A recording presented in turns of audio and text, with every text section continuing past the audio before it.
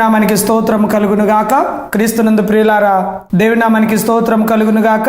క్రీస్తునందు ప్రియులారా, ఈ సమయమందు ఈ కడవరి త్రిదూత వర్తమానం కార్యక్రమానికి ప్రేమపూర్వకంగా మీకు అందరికీ ఆహ్వానం తెలియజేస్తున్నాము. మరి అందరు సంతోషంగా ఉన్నారా? ఈ సమయమందు దేవుని యొక్క వాక్యమును వినుటకు మీ మనసు దేవుని వైపు మళ్లించండి. ఎందుకంటే ఇది చాలా ప్రాముఖ్యమైన కడవరి వార్త, చివరి వార్త. మానవుని యొక్క జీవితంలో ఎన్నో వార్తలు వింటూ ఉంటాం, కానీ ఆఖరికి చివరిగా వచ్చే ఆ యొక్క వార్త చాలా ప్రాముఖ్యమైన ఘట్టంగా మనం చూస్తాం. ప్రియులారా, యేసుప్రభువు వారు ఇప్పుడున్న ప్రజలకి చెప్పమని చెప్పింది ఆఖరి యొక్క వార్త ఈ కడవరి వార్త. అందుకని కడవరి త్రిదూత వర్తమానం కార్యక్రమానికి, కడవరి వార్తకు మరి ప్రేమపూర్వకంగా మీకు అందరికీ ఆహ్వానం తెలియజేస్తున్నాం. అటు ఎవరు తిరగదండి. మరి దేవుని యొక్క వాక్యం చాలా శ్రద్ధ బట్టి ఆలకించాలని మనం చేస్తున్నాము. ఈ కార్యక్రమానికి ఈ వారము స్పాన్సర్ చేసిన దేవుని బిడ్డలు మరి వాకుడావతు క్వాటీబాయ్, గండిగనమల తండా దేవుని యొక్క బిడ్డలండి. వీరు ఈ యొక్క సహోదరి మరి వికలాంగురాలు, మరి తాను యేసుప్రభువుని నమ్మిందని వాళ్ళ నాయనోళ్ళు ఆ ఇంట్లో నుంచి మరి వేరు చేశారు. వికలాంగురాలువి మేము ఏడ పోషిస్తాం అది అని చెప్పేసి బయట తీస్తే ఆమె చిన్న గుడిసె కట్టుకొని ఉంది. గవర్నమెంట్ వారు ఆమెకు 1000 రూపాయలు పెన్షన్ వస్తుంది నెలకు. చర్చికి వస్తా ఒకరోజు మరి నేను పాస్టర్ గారు నా యొక్క నాకు నెల అంతా వచ్చే ఆ యొక్క మరి పింఛన్ని నేను స్పాన్సర్ చేస్తాను అని చెప్పింది. దేవుని స్తోత్రం. నేను అనుకున్నానేంటి, ఆమె బ్రతుకుదేరు ఆ 1000 రూపాయలు అదంతా ఇచ్చేస్తే నీకెలా అమ్మా అని నేను అడిగినప్పుడు, దేవుడే నాకు పోషిస్తాడు, దేవుడు నాకు ఇస్తాడు, నేను నీకు ఇవ్వట్లేదు కదా. దేవుని యొక్క సేవ మరి ఈ యొక్క వాక్యమును ప్రచురింప చేయటానికి, అనేకులకు ప్రకటించడానికి నేను దేవుని పని కొరకు ఇస్తున్నాను అని చెప్పినప్పుడు నిజంగా అన్ని ఉండి మనం చేయలేకపోతున్నాం. అన్ని ఉండి మనము దేవుని యొక్క సేవను అవకాశాన్ని మనం ఉపయోగించుకోలేకపోతున్నాం. కానీ ఏమీ లేని వారు సైతము ముందుకు వచ్చి ఈ యొక్క పనిని జరిగించినప్పుడు ఇంకా నాకు బలమైన విశ్వాసం వచ్చింది. ఈ సువార్తని, ఈ పరిచర్యను ఇంకా ముందుకు ప్రార్థన పూర్వకంగా విశ్వాసం ముందుకు తీసుకెళ్ళాలా, ఇంకా బలంగా తీసుకుని వెళ్ళాలా, బలంగా ప్రకటించాలా అనేక విశ్వాసం నాలో వచ్చేసింది. అమ్మా క్వాటీబాయ్, దేవుడు నిన్ను దీవించునుగాక. మరి దేవుడు నీకు అన్ని విధాలుగా సహాయం చేసి బలపరుస్తాడండి. ఈరోజు మరి త్రిదూత వర్తమానంలో మన మొదటి దూత వర్తమానాన్ని గడిచిన వారంలో ధ్యానం చేశాము.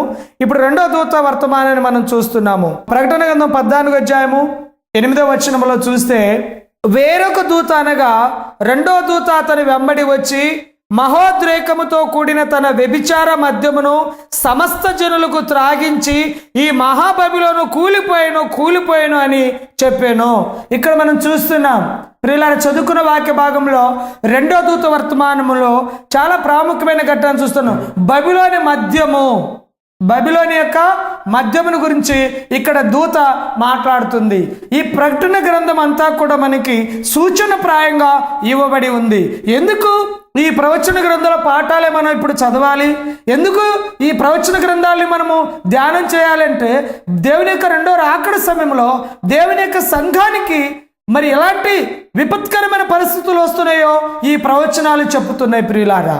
అందుకనే ఈ ప్రవచన వాక్యం చదువువాడును, వినువాడును, గైకొనువాడును ధన్యుడు అని చెబుతుంది. చదువువాడు, వినువాడు, గైకొనువాడు ధన్యుడు అని చెప్తున్నప్పుడు కడవరి దినాల్లో ఈ ప్రవచన గ్రంథం పాఠాలు మనం చదవాలి. ఇప్పుడు మన బైబిల్లోను ఇక్కడ ఒక సంఘాన్ని గురించి మాట్లాడుతున్నాడు, ఒక రాజ్యాన్ని గురించి మాట్లాడుతున్నాడు. ఆ యొక్క రాజ్యము లేక సంఘము బబిలోనికి పోలుస్తున్నాడు. బబిలోను కూలిపోయినని. ఈ యొక్క బబిలోను ఇప్పుడు చూస్తే బాహ్యరకంగా ఇప్పుడు బబిలోను లేదు, కానీ మరి బబిలోను మనం చూసినప్పుడు మరి నోహా సంతతి వారు బయటకు వచ్చిన తర్వాత వారికి అందరికీ ఒకే ఒక భాష ఉండేది, ఒకే ఒక సంస్కృతి ఉండేది, ఒకే ఒక ఆచారం ఉండేది. అయితే వారు ఒక ఆలోచన చేశారు, మనము ఆకాశమునంటున్నట్టుగా ఒక గోపురము కడదాము అని చెప్పేసి ఒక పనికి వారు ప్రారంభం చేశారు. అప్పుడు దేవుడు దిగి వచ్చి వాళ్ళని చూస్తే మరి దేవుడు అన్నాడు, వాళ్ళకి భూమిని నింపండి అంటే వీళ్ళు ఇక్కడే ఉండిపోయి ఇక్కడే వాళ్ళ యొక్క మరి రాజ్యాన్ని స్థాపించుకోవడానికి చూస్తున్నారని చెప్పేసి వారికి దేవుడు అక్కడ భాషను తారుమారు చేశాడు. అప్పుడు ఏమైపోయింది?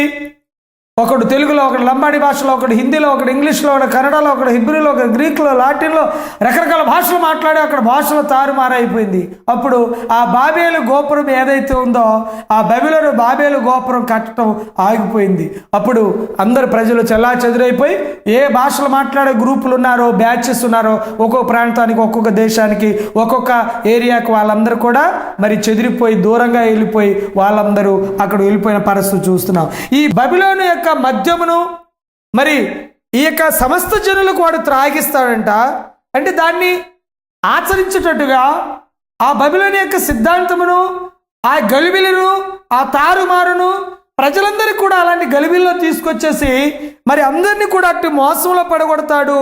అయితే వాని యొక్క పని, వాని యొక్క సామ్రాజ్యము, వాని యొక్క సంఘము మరి కూలిపోతుంది అనే ఈ యొక్క త్రిదూత వర్తమానంలో రెండో దూత వర్తమానము, ఈ 3 దూతాల్లో రెండో దూత వర్తమానం చెబుతుంది. ప్రియులారా, మనం చూస్తే క్రైస్తవ విశ్వాసులు బాప్తిసం తీసుకోవటం ఎంతో అవసరమని యేసుక్రీస్తు ప్రభువారు చెప్పాడు.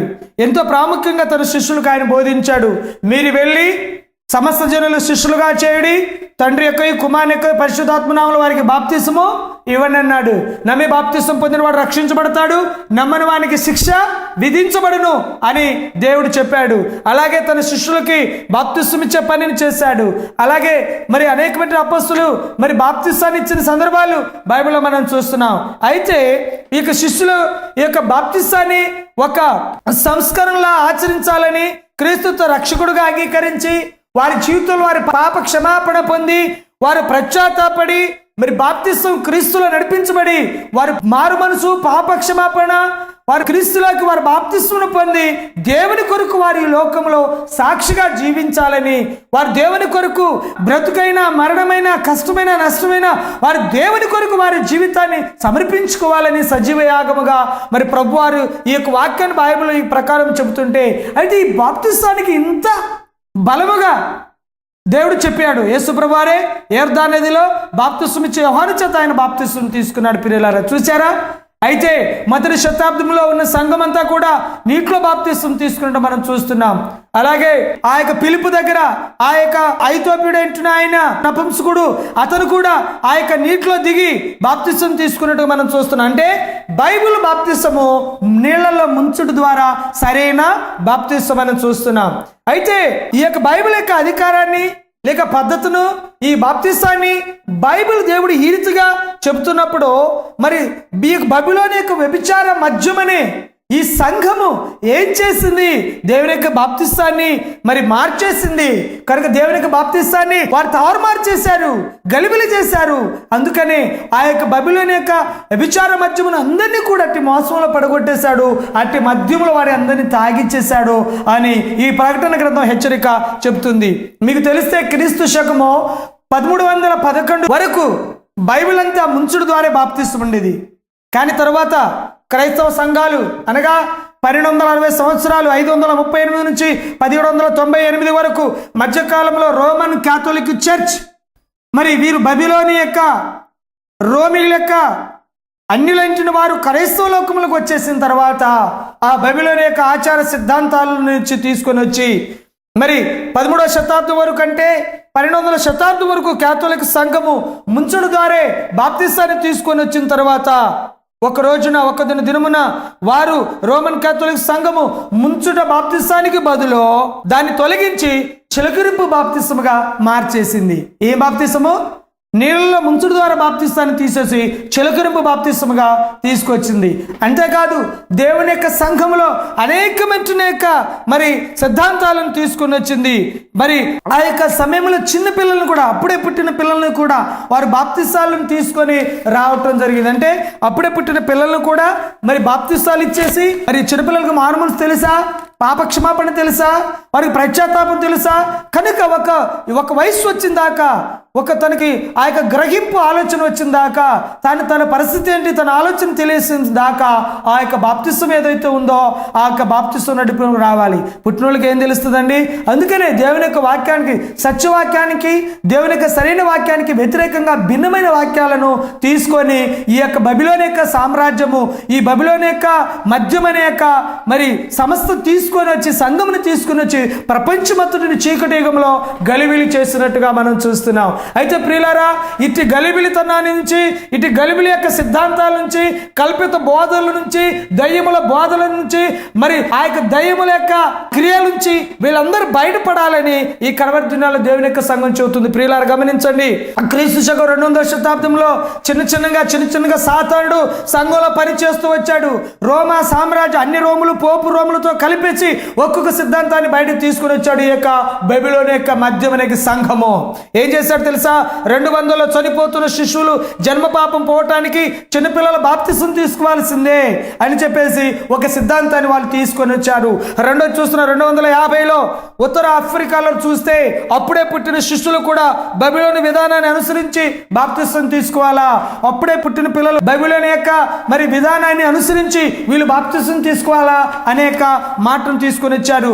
257 క్రీస్తు శకం 257లో మొట్టమొదటిసారిని మంచాలు పడిన రోగులకు ముంచుట బాప్తిస్తాన్ని బదులు చిలకరుపు బాప్తిస్తం ఇవ్వాలా అని తీసుకొచ్చారు. మంచంలో ఉన్నాడు బాప్తిస్తం రాలేడు కనుక, వాడు రోగిగా ఉన్నాడు కనుక వాడికి చిలకరుపు బాప్తిస్తం ఇస్తే అది బాప్తిస్తం సరిపోతుందని చెప్పేసి కొన్ని విధానాలు తీసుకొచ్చేశారు. క్రీస్తు శకం 300లో చనిపోయిన వారి కొరకు ప్రార్థనలు చేయటము అని ఒక సిద్ధాంతం, చనిపోయిన వారి కొరకు ప్రార్థన చేయటం, చనిపోయిన వారి యొక్క ఆత్మల కొరకు విజ్ఞాపన చేయటము, చనిపోయిన యొక్క ఆత్మల కొరకు ప్రార్థించటం అని తీసుకొచ్చారు.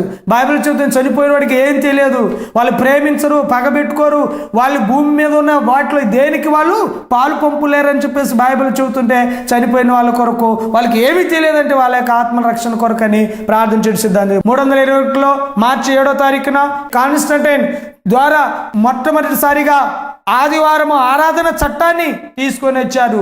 కారణం ఏంటంటే బబిలోను యొక్క సూర్య ఆరాధన పండగ రోజున వారు ఆరాధన చేసేటట్లుగా ఒక చట్టాన్ని, ఒక సిద్ధాంతాన్ని, ఒక అధికార చట్టాన్ని తీసుకుని వచ్చి మొట్టమొదటిసారిగా వారు ఆదివారం ఆరాధన చట్టాన్ని తీసుకుని వచ్చారు. మరి బైబిల్ ఎక్కడ కూడా ఆదివారం ఆరాధన చేయమని కానీ, ఆదివారము విశ్రాంతి దినమని కానీ, ఆదివారం పరిశుద్ధ దినమని కానీ, ఆదివారం ఆచరించమని ఆజ్ఞ ఎక్కడ బైబిల్లో లేదు. అట్టి ఆజ్ఞ, అట్టి చట్టము, అట్టి అధికారము లేనప్పుడు మరి దేవుడు చేయమని దాన్ని చేయకుండా లేని దాని మీద మరి మనుషులు ఈరోజు ఎంతగానో వాళ్ళు సమర్థించుకుంటున్నారు చేసి. ఇక్కడ చూస్తున్నాం 325లో బబిలోను మతార్చకుల మాదిరిగా కాథోలిక్ మత గురువులు వివాహమును నిషేధించిన నైసియా మహాసభలో ఈ యొక్క చట్టాన్ని తీసుకుని వచ్చారు. నైసియా మహాసభలో మరి ఈ ఫాదర్లు ఎవరైతే ఉన్నారో, మత గురువులు ఎవరైతే ఉన్నారో వీరు పెళ్లి చేసుకోకూడదు అనేది 325లో అట్టి చట్టాన్ని తీసుకొని వచ్చారు ప్రియులారా. ఇంకా తర్వాత మనం చూస్తున్నాం బైబిల్లో దేవుడు వివాహం ఎంతో ఘనమైనదని, ఎంతో పవిత్రమైనదని, అన్ని విషయంలో వివాహం ఘనమైనదని, దేవుడు మనుషుడు ఒంటరిగా ఉండడం మంచిది కాదని, సాటిని సహాయం ఆదామును అవను చేశాడు, ఎముక నుంచి ఎముక, మాంసం నుంచి మాంసం తీసి. ఇంత పవిత్రమైన వివాహ బంధానికి తెరదించేసి వీళ్ళు వివాహాన్ని, పెళ్లిని వాళ్ళు నిషేధించారు, చేసుకోకూడదు మత గురువులు, అధికారులు, ఈ యొక్క బోధకులు అని చెప్పేసి. 325 మార్చి 20 నుంచి 23 మధ్యలో శుభ శుక్రవారము అనగా ఆ తర్వాత ఆదివారము ఈస్టర్ పండుగ బబిలోను సంతాన దేవత, ఆ సంతాన దేవత పేరు ఇష్టారు దేవత. ఏం పేరు? ఇష్టారు దేవత. ఆ బబిలోని యొక్క సంతాన దేవతను ఒక దేవత ఉంది, ఆ దేవత పేరు ఇష్టారు దేవత. ఆ ఇష్టారు దేవత గౌరవార్థముగా వసంత ఋతువులో సూర్యుడు ఈక్వినాక్స్ వేడుక స్థానంలో యూదులు నిసాన్ 14వ పండుగ స్థానంలో ఈస్టర్ పండుగ తీసుకొని వచ్చారు. చూచారా, యూదులు ఆ యొక్క నిసాన్ 14వ తారీఖున వాళ్ళొక పండుగ ఆచరిస్తారు. ఆ పండుగ ఈ పండుగని ఆ బబిలోని యొక్క సంతాన దేవతని ఇష్టారు దేవతను ఈస్టర్గా తీసుకొచ్చి, ఈస్టర్ పండుగ తీసుకొచ్చేసి ఈ యొక్క మరి క్రైస్తవ సంఘంలోకి తీసుకొచ్చేసి ఆ బబిలోని యొక్క మద్యమును అందరూ కూడా చేసేటట్లుగా తాగిచ్చాడు. అంటే వాడు మోసానికి అందరినీ తాగిచ్చేశాడు, అంటే మోసం చేసేటట్టుగా చేశాడు. తర్వాత 336లో 7వ దిన సబ్బాతు అనగా 7వ దిన విశ్రాంతి దినానికి ఆరాధనలోనే పరిశుద్ధతను మొదటి దినమైన ఆదివారమునకు బదిలీ చేస్తున్నాము అని, తద్వారా సోల్ ఇన్విక్ట్ అనే బబిలోను సూర్యారాధన పండుగ స్థానంలో ఆదివారం పునరుద్ధాన పండుగగా వారు నియమించేశారు. చూచారా ఎంత విచారకరమో? ఎవరు పెట్టారు ఇవన్నీ? మనకు తెలియకుండా ఈ చిగుడు యుగంలో సాతాను వాడి ఇష్టానుసారంగా మరి ఆ యొక్క బబులోని యొక్క మరి ఆ యొక్క మద్యాన్ని సంఘంలో తీసుకొచ్చేసి అనేక చేస్తున్నాడు ప్రియులారా. తర్వాత మనం చూస్తుంటున్నాము అదే 336 సంవత్సరంలో బబులోను సూర్యకుమారుడైన తమ్మోజు, ఆ బబులోని యొక్క సూర్య ఆరాధన సూర్యదేవుడైన తమ్మోజు, ఈయన మాదియా పారసీకులు మిశ్ర ఐగుప్తులో ఒసిరిస్ అని, తర్వాత రోమీలు జూపిటర్ అని పిలుస్తారు. ఎవరిని? ఈ తమ్మోజుని సూర్య ఆరాధన దేవుడైంటనా ఈ తమ్మోజుని మాదియా పారసీకులు మిత్ర అని పిలుస్తారు. బబులోను వాళ్ళేమో ఓసిరిస్ అని పిలుస్తారు. అలాగే రోమీలు ఏమో జూపిటర్ అని పిలుస్తారు ఈ యొక్క తమ్మోజు దేవుని, సూర్య ఆరాధన దేవుని.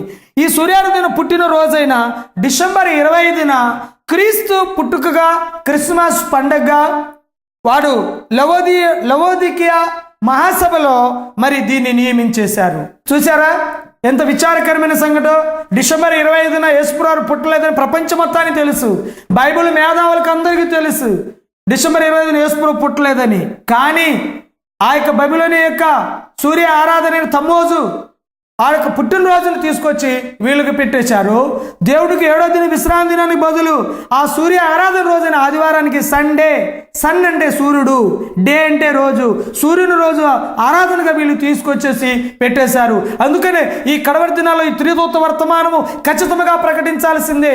ఈ త్రిదూత వర్తమానము ఖచ్చితంగా ఈ ప్రజలకు తెలియకపోతే ఇంకా వాళ్ళ యొక్క బబులోను మధ్యములో తాగి తూలుగుతూ ఆ యొక్క మోసములో వారు తొలతూగుతూ ఉంటారు. వారికి తెలియదు, వాళ్ళు మత్తులో ఉన్నారు. అందుకనే ఆ యొక్క బబులోని యొక్క మత్తులో నుంచి బయటికి రావాల్సిన అవసరత ఎంతైనా ఉంది. 379లో మరి ఆ యొక్క బబులోనులో అందరూ అమ్మ దేవతలు అక్క దేవతలు ఉన్నారు కనుక మనకు కూడా ఒక దేవత ఉంటే బాగుంటుందని చెప్పేసి యేసు ప్రభువుకి బదులు ఆరాధనకు బదులుగా ఇక్కడ మరియమ్మ తల్లికి ఆరాధనగా వాళ్ళు ప్రార్థన చేయాలా, మరియమ్మను ప్రార్థన చేయాలా అని చెప్పేసి ఈ యొక్క ప్రార్థన తీసుకుని వచ్చేసారు. ఎవరికి ప్రార్థన చేయాలా? దేవుడికి. ప్రభునామను బట్టి ప్రార్థన చేయవాడెవడో వాడే రక్షించబడు నేను బైబిల్ చెప్తున్నప్పుడు వీడంటాడు కాదు మరియమ్మను ప్రార్థన చేయాలి. ముందు మరియమ్మను ప్రార్థన చేస్తే మరియమ్మ పోయి యేసుప్రభువారికి చెప్పింది, యేసుప్రభువారికి పోయి తండ్రికి చెబుతాడు. ఇలాగ ఒక్కొక్కరు లింకు. అప్పుడు పూర్వదినాల్లో మనం చూస్తే పాత నిబంధన కాలంలో దేవాలయంలో పరిశుద్ధ స్థలం, అతి పరిశుద్ధ స్థలం ఉండేది, మధ్యలో తెర ఉండేది. జనులేమో పరిశుద్ధ స్థలంలో ఉంటారు, యాజకుడు సేవకుడు పాస్టర్ గారేమో అతి పరిశుద్ధ స్థలంలో ఉంటాడు. అయితే వాళ్ళకి వీళ్ళ మధ్యలో ఒక తెర ఉండేది. అంటే వచ్చే ప్రజలు యాజకులకు చెప్పాలి, యాజకుడు దేవునికి చెప్పుకోవాలి.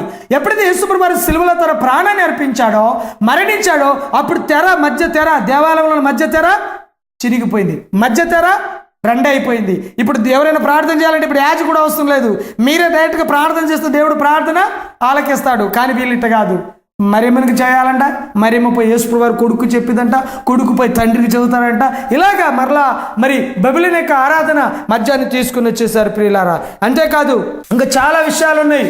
వాళ్ళు ఎప్పుడు ఏం మార్చారో, ఎప్పుడెప్పుడు ఎలాంటి చట్టాలు తీసుకొచ్చారని నా దగ్గర చాలా ఆధారాలు, వాళ్ళ చర్చ్ నుంచి తీసుకొచ్చిన, ఈ రోమన్ క్యాథలిక్ చర్చ్ నుంచి తీసుకొచ్చిన అనేకమైన ఆధారాలు ఉన్నాయి. మీకు కావాలంటే ఈ కాపీలన్నీ పంపిస్తాను, ఫోన్ చేయండి, ఈ కాపీను మరి మీకు అందిస్తాము. అలాగే ఇక్కడ మనం చూస్తున్నాం ప్రియులారా, చాలా 430లో ఎఫెసీ మహాసభలో అన్య దేవతలు అషేరా, అష్టరోతు దేవత, అషేరా దేవత, సెమిరామస్ అనే దేవత, ఇస్టార్ అనే దేవత, అష్టార్తి అనే దేవత, ఆర్తిని అనే దేవత, దేమిత్రి, డయానా మొదలగు అమ్మ దేవతల వారి ఆరాధనల స్థానంలో కన్యక మరి అయిన దైవిక అర్హతలను ఆరోపించి ఆమెకు దేవుని తల్లిగా, ఆకాశపు రాణిగా వారు నియమించేశారు ఈ సభలో. ఏది? ఎఫెసీ మహాసభలో 430 సంవత్సరంలో ఇటు తీసుకొచ్చేసారు. ఇప్పుడు మనం చదువుకున్నాం అషేరు దేవత, అష్టరోసు దేవత, సెమిరాస్ దేవత, ఇస్టార్ దేవత, అస్టార్ దేవత, ఆర్తెమి, దేవిత్రి, ఈ అన్ని దేవతలు ఉన్నారు. కనుక మనకి ఈ యొక్క క్రైస్తవ మతంలో కూడా మరి కన్యక మరియ దేవుని తల్లిగా, కన్యక మరియగా, ఆకాశపు రాణిగా ఈమెను మనం గణపరచాలి, పెద్దగా చేయాలి, ఈమెను ప్రార్థన చేయాలి. ఈమె మన తల్లి, ఈమె మన దేవత, ఈమె లేకపోతే ఈ సృష్టి లేదు, ఈ రక్షకుడు లేడు అని చెప్పేసి వాళ్ళు తీసుకుని వచ్చారు. ఎంత విచారకరమో చూడండి ప్రియులారా. అలాగనే మరి అనేకమైన చట్టాలు మార్పులు తీసుకుని వచ్చేసారు. అనేకమైన సంఘము మరి ఈరోజు సంఘం ఏమైతే భ్రష్టు పట్టిపోయింది. నిజమైన దేవుని యొక్క సంఘము ప్రార్థన ద్వారా, ఆజ్ఞల ద్వారా, వాక్యము ద్వారా, పరిశుద్ధాత్మ ద్వారా దేవుని యొక్క 10 ఆజ్ఞలు 7వ దిన విశ్రాంతి దినాన్ని అనుసరిస్తూ బైబిల్ ప్రకారం ఆరాధన చేస్తున్న సమయంలో ఇప్పుడు సంఘం ఏమైపోయింది? బైబిల్ చెబుతుంది. తెస్సలోనికి రాసిన పత్రికలో మనం చూస్తే అక్కడ 2వ తెస్సలోనికి రాసిన పత్రిక 2వ అధ్యాయము 3వ వచనాన్ని చూస్తే, మొదట భ్రష్టత్వము సంభవించి నాశన పాత్రుడుకు పాప పురుషుడు బయలుపడితే గాని ఆ దినము రాదు. ఇక్కడ మొదట సంఘము భ్రష్టు పట్టిపోవాలి. తరువాత ఆ పాప పురుషుడు లేకపోతే అంత్యక్రీస్తు లేక యాంటీ క్రైస్ట్, క్రీస్తు విరోధి వాడు బయలుపరబడతాడు. వాడు బయటకు వస్తాడు. వాడు ప్రపంచాన్ని మొత్తాన్ని తానే దేవుడని, తానే పూజించాలని, తానే అధికారి అని, తానే పరిశుద్ధుడు అని ఈ ప్రపంచాన్ని మొత్తాన్ని చూస్తాడు. కింద వచ్చిన చూస్తాడు. ఏది దేవుడు అనబడను, ఏది పూజింపబడను దానంతటికి ఎదురించుతూ దానికంతటికి పైగా వాడు తను తాను హెచ్చించుకొనుచు, తాను దేవుడని తను తాను కనుపరుచుకొనుచు దేవుడు ఆలయంలో కూర్చుండడు గనుక ఏ విధముగానైనను ఎవడని మిమ్మల్ని మోసపరచకుండా మీరు చూసుకోండి అంటున్నాడు. ప్రియమైన దేవుని బిడ్డలారా, ఈ సమయమందు మోసపరుస్తాడు. ఎందుకంటే బైబిల్లో మనం చూస్తున్నాం మోసకారి ఎవడంటే సాతానుడు. అవాదములు మోసం చేసిన వాడు. ఈరోజు ప్రపంచంలో అవాదముల సంతానమైన మనందరినీ కూడా సాతానుడు మోసం చేయటానికి బబులోను యొక్క మద్యమును త్రాగించి మనందరినీ కూడా వాటి నుంచి విడిపించడానికి సాతానుడు మరి మోసంలో పడేస్తున్నాడు.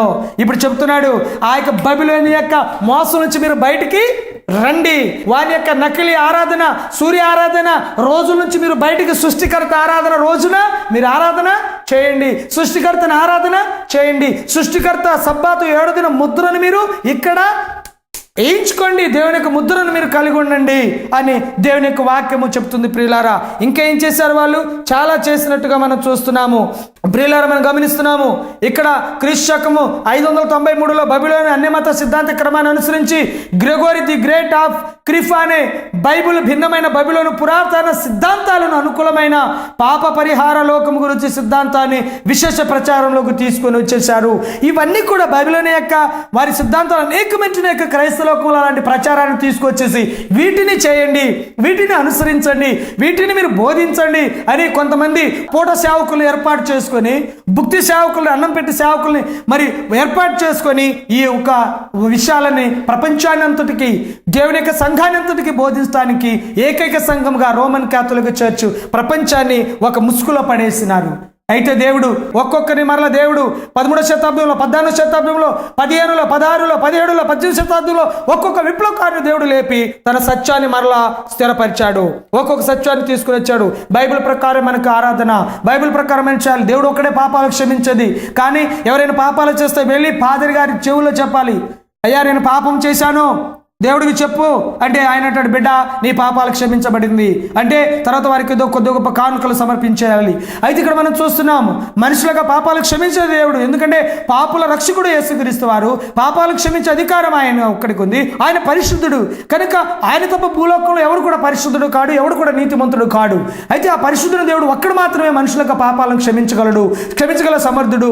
అందుకనే యేసుక్రీస్తు రక్తంలో ప్రతి పాపాలు కడిగించబడుతుంది అని దేవుని యొక్క బోధ చెప్తుంది. కనుక ఇలాంటి తప్పుడు సిద్ధాంతాలు, తప్పుడు ఆరాధనలు, నకిలీ సిద్ధాంతాలు, నకిలీ ఆరాధన, ఆ బబులోని యొక్క సిద్ధాంతాలను అన్ని కూడా తీసుకొచ్చేసి ఇక రోమిలంటిన వారు బబులోని వాళ్ళు మొత్తం తీసుకొచ్చి క్రైస్తవ శ్లోకంలో పరిచయం. అందుకని ప్రభువారు అంటాడు, మీరు నన్ను వ్యర్థముగా ఆరాధన చేస్తున్నారు, మనుషులు కల్పించు పద్ధతులను దైవోపదేశములను నమ్మి నన్ను మీరు వ్యర్థముగా ఆరాధన చేస్తున్నారు. గమనించండి, మనుషులు కల్పించిన పద్ధతులు, గవర్నమెంట్ వారు కల్పించిన పద్ధతులు, గవర్నమెంట్ వారు కల్పించిన యొక్క విశ్రాంతి దినము, ఈ యొక్క సెలవు దినము, ఆదివారము.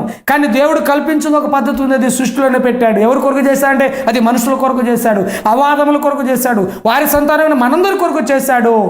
ఇటు యొక్క మాటలను మనం చూస్తున్నప్పుడు మరి వారు అనేకమైన యొక్క మరి సిద్ధాంతాలను తీసుకొచ్చేసి దేవుని యొక్క సంఘములో మరి అనేకమైన యొక్క అపవిత్రమైన వాటిని అన్ని తీసుకొచ్చి పెట్టారు. ఇప్పుడు మరి ఏం చేద్దాం చూడండి ఒకసారి.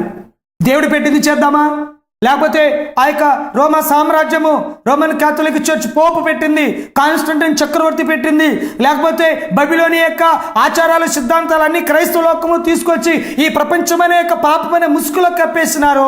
ఆ ముసుగుల నుంచి బయటికి రండి అని ఇప్పుడు కడవరి త్రిదూత వర్తమానము, ఆ యొక్క మోసం నుంచి బయటికి రండి అని చెప్పేది ఈ యొక్క కడవరి హెచ్చరిక వర్తమానము. ఈ హెచ్చరిక వర్తమానం వింటారా?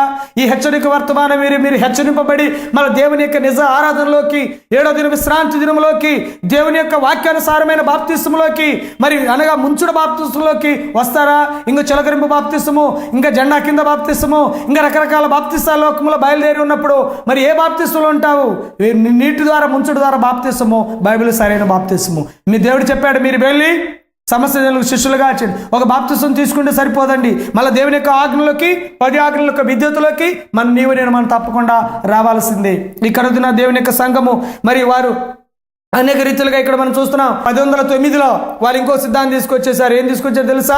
ఇదిగో పరిశుద్ధ జలము ప్రోక్షణ ద్వారా పాప శుద్ధీకరణ జరుగుతుంది, అంతేకాదు స్వస్థతలు, సంరక్షణ, అపవిత్రాత్మ నుండి విడుదల పొందుతారు అని చెప్పేసి వారు హోలీ వాటర్ అని, పరిశుద్ధ జలం అని చెప్పేసి తీసుకొచ్చారు. ఆ పరిశుద్ధ జలం అలా చలితే వాళ్ళ పాపాలు పోతాయండి. ఆ పరిశుద్ధ జలం అలా చలితే వాళ్ళు స్వస్థత పొందిపోతారు. ఆ పరిశుద్ధ జలము నీళ్లు అలా చలితే వాళ్ళు వారికి సైతాన్ నుంచి, దైవం నుంచి విడుదల పొందుతారు. ఏ మాయ అండి, ఏ మంత్రం అండి ఇది, ఎక్కడి సిద్ధాంతం అండి ఇది? యేసుప్రభువారు దయ్యాలు వెలగొట్టినప్పుడు కానీ, స్వస్థతలు చేసినప్పుడు కానీ అలాంటి ఏమైనా చల్లాడా? అలాంటి ఏమైనా జరిగిందా? జరగలేదు. మరి ఎక్కడి నుంచి వచ్చినవన్నీ? ఎక్కడి నుంచి వచ్చినాయన్నీ మనకి తెలియదు. వాళ్ళు చేస్తున్నారు, మనం చేస్తున్నాం. మన తర్వాత తరం చేస్తారు. ఇంకా అలా చేసుకున్న పాటైనా దేవునికి వాక్యానుసారంగా జీవించాల్సిన అవసరం లేదా? దేవునికి వాక్యం సరైనదో కాదో తెలుసుకోవాల్సిన అవసరం లేదా?